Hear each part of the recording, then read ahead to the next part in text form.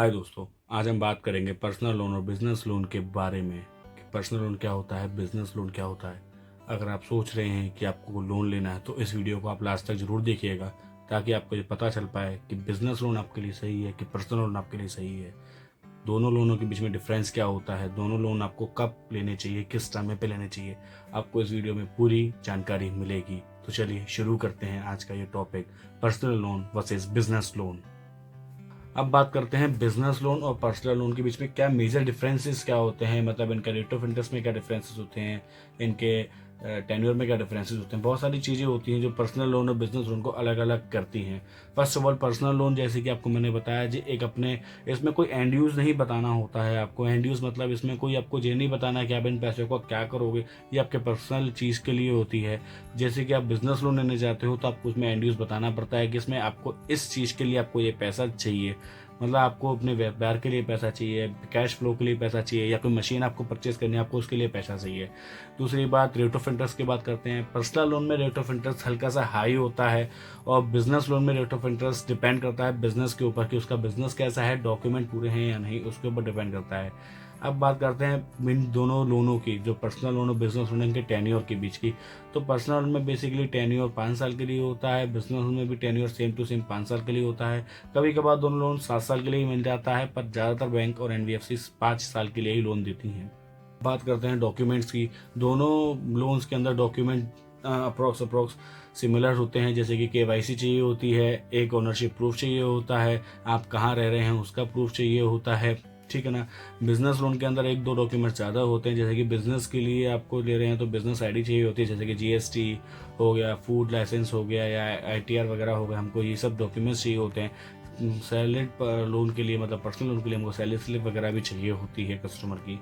अब बात करते हैं कोलेटरल। पर्सनल लोन बिल्कुल कोलेटरल फ्री होता है, मतलब इसमें आपको कोई गारंटी नहीं देनी है, आपको इसमें कुछ गिरवी नहीं रखना है।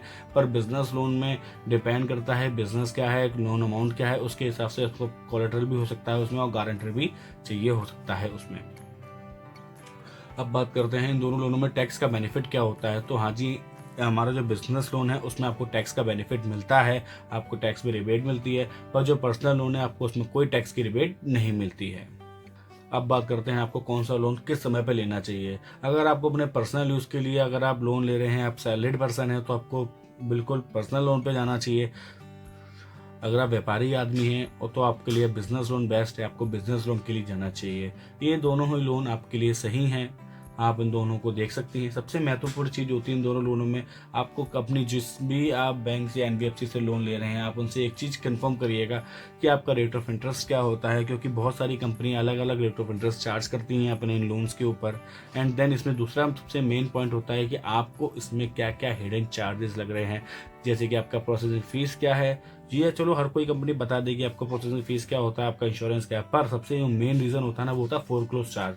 आपको ये कोई नहीं बताएगा कि भाई आपका लोन खत्म, अगर आप अपने टेन्योर से पहले लोन खत्म कर रहे हैं तो आपको कितना परसेंट चार्ज देना होगा। कुछ कंपनी 5% लेती है, कुछ कंपनी 4%, कुछ कंपनी 2%।